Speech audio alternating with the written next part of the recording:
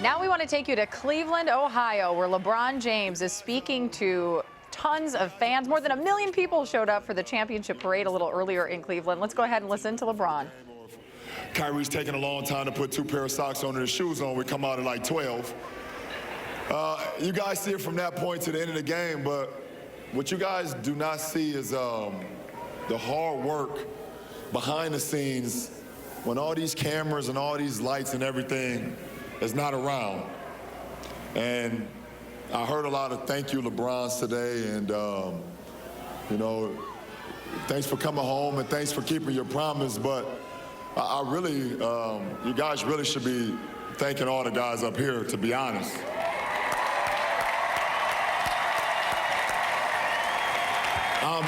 I'm just one man. I'm one man with a plan, with a drive, with determination, with will, with a belief, a strong support system at home. But I'm just one guy, and you know, I look over here and I look at Jordan McRae, a young guy that came to our team, you know, from the D League, and you know, just automatically, you know, just bought into what we wanted to do, and he was ready to do anything that we asked from him. You know, being a young guy, and to my brother JJ, that I seen a lot of things when there was like LeBron James made 6 straight finals appearances. Well, shit, James Jones made 6 straight as well.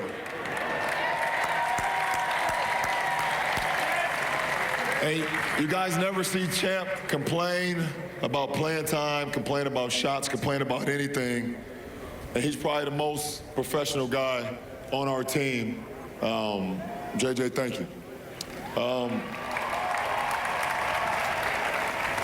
From Dante Jones, we just picked him up.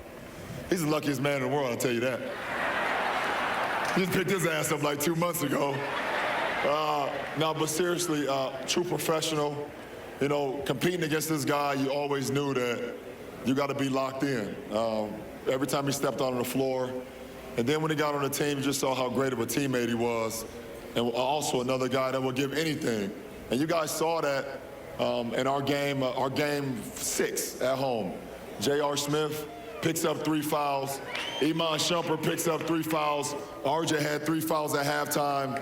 And Coach Lou and myself and Kyrie, we had a lot of faith in Dante, and Dante had faith in himself and gave us a huge boost to close out that quarter in game 6. So thank you, Dante.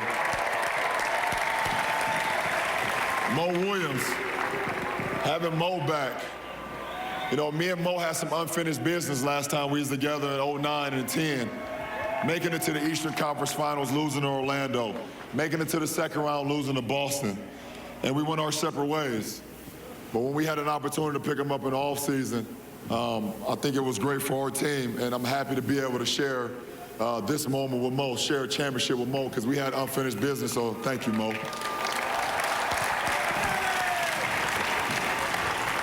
It's a young guy, a.k.a. Kyrie Irving, a.k.a. Uncle Drew, Byrie, whatever y'all want to call him.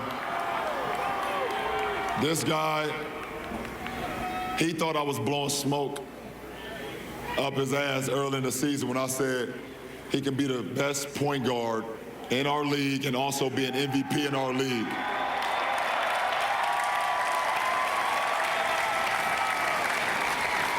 And I know every single one of y'all watched that finals. Y'all saw what this guy is capable of doing.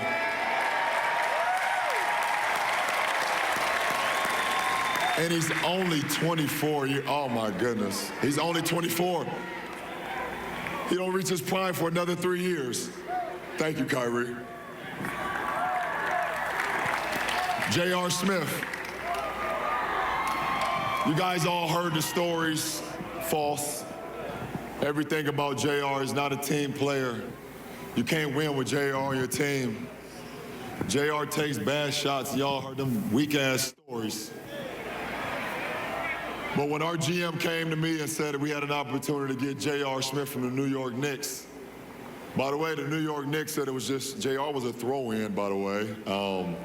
Yeah, we'll leave that to the side. But I was like, I would love to have J.R. Smith. I know J.R. Smith, and I know what he's capable of doing. And he showed not only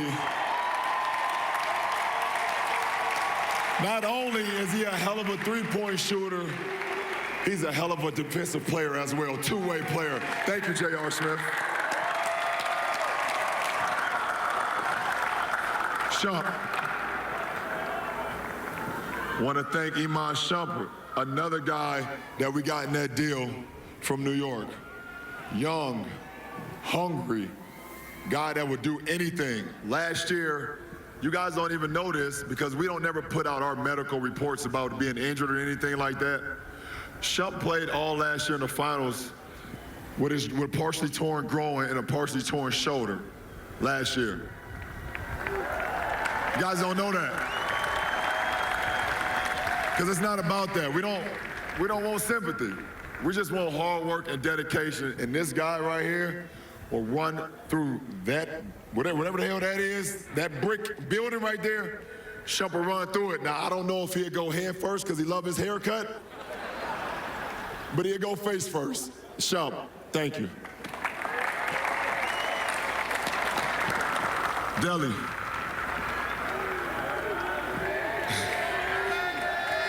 Yeah, and he deserves that. He deserves that. If it was a bear right here, and it was Deli right here, and I shot the ball, and I was wondering who was gonna get to the ball first, Deli would tear that damn bear up. And y'all saw it for the last 2 years, Deli giving everything. He damn near gave his life last year in the finals. Had to go to the hospital after one of our finals games. That's a guy who's dedicated, who never cared about guys saying that Deli's not fast enough, Deli's not strong enough, Deli can't shoot it well enough, Deli's not an NBA player. Well, guess what? Deli's a champion. Thank you, Deli.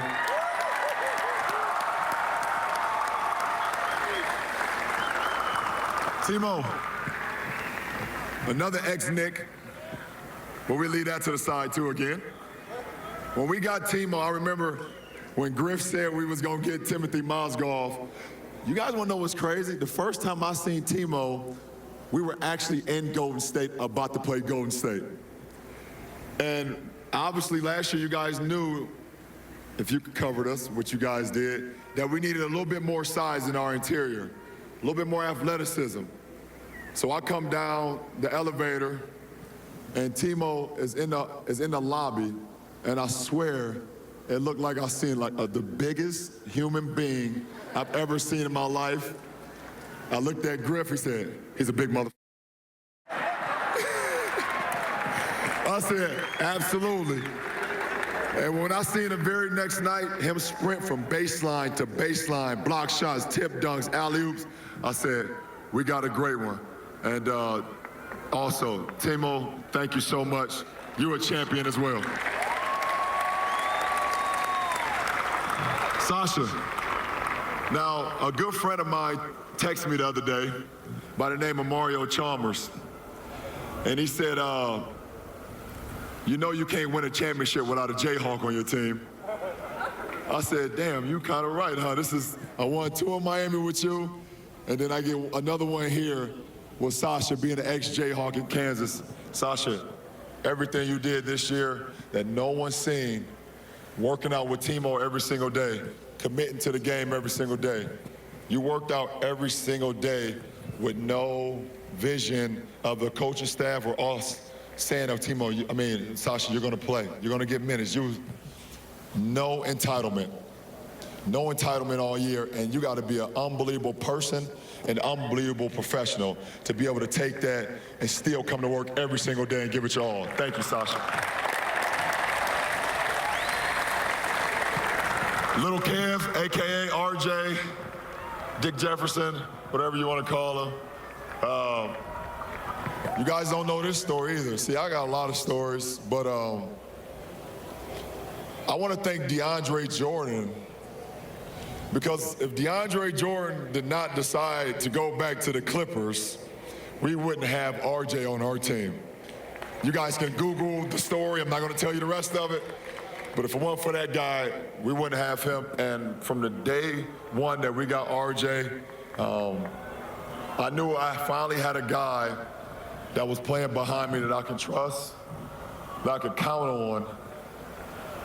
But I don't think he realized that he was going to eventually be playing 35 minutes in finals games. And that's why he said he quit the other night. RJ, man, like you said, your first 2 years going to the finals, me and you being on our Olympic team in '04, finishing third, everything that you've been through in your career, I'm just happy that I was able to be a part of you winning your first championship, brother. Thank you.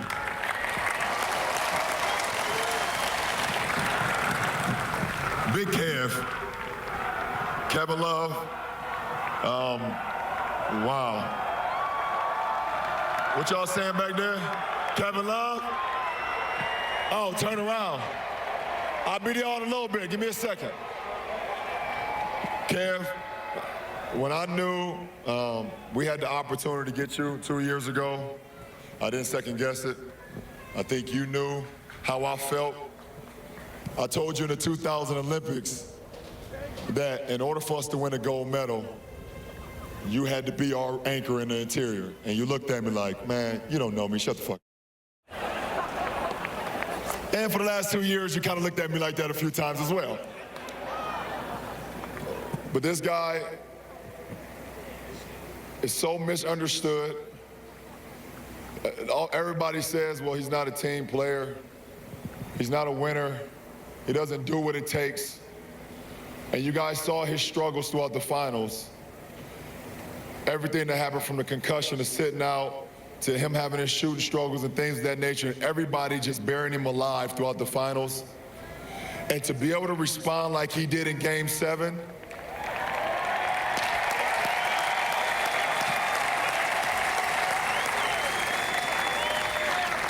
that's what real men do. They respond in their most adverse times. And we talk about the shot, we talk about the block, but the stop, I'm not saying the D, but the stop, that was on a two-time MVP, by the way. That was on a two-time MVP, we got that stop, but I'm gonna let that go. Thank you, Kev. My last two, saving my final two for my favorite guys in the world, LD and Jim. Oh, no, I'm just Channing. I didn't know you, man, before you got here, but I knew what you was capable of doing on the floor, and when we had the opportunity to get you, I asked RJ one question. I said, what type of guy is he? He said, you're gonna love him. I said, well, bring him on. And from the day one that you got here, man, you've been nothing short of amazing, both on the floor, but mostly off the floor, man. You are one of the greatest, funniest guys in the world. And, but also you're a true professional, man. And I'm happy to be able to be along the ride to help win a championship with you. Thank you, Channing.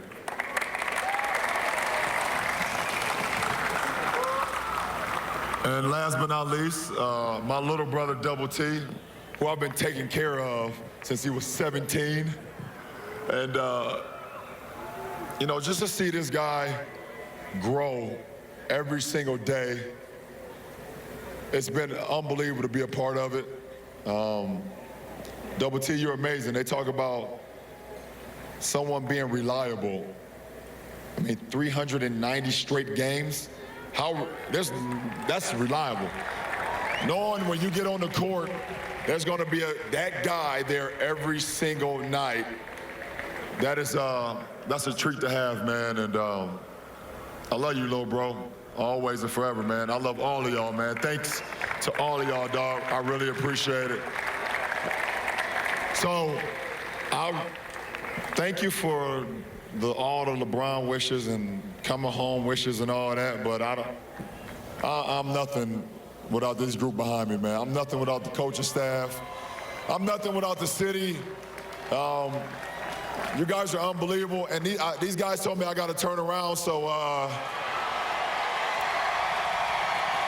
I'm nothing without y'all. I love all of y'all.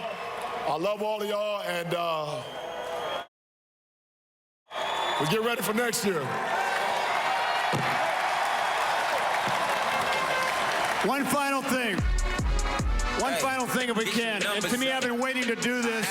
I remember the '64 Browns as a little kid when we upset the Colts. So you just heard LeBron James of the Cleveland Cavaliers address the thousands of fans that have turned out in Cleveland. At one point in time today, during the championship parade, they're estimating that 1.3 million people turned out.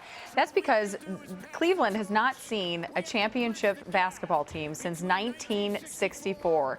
You heard LeBron James telling everyone in the crowd just how wonderful each one of his teammates are and how he's looking forward to next year. Of course, this was the second time they had reached the finals in 2 years with a much different outcome this time. The championship, Cleveland Cavaliers. There you see the streamers, the hugs, the trophy. It's been a fun day for the people of Cleveland. We'll be right back.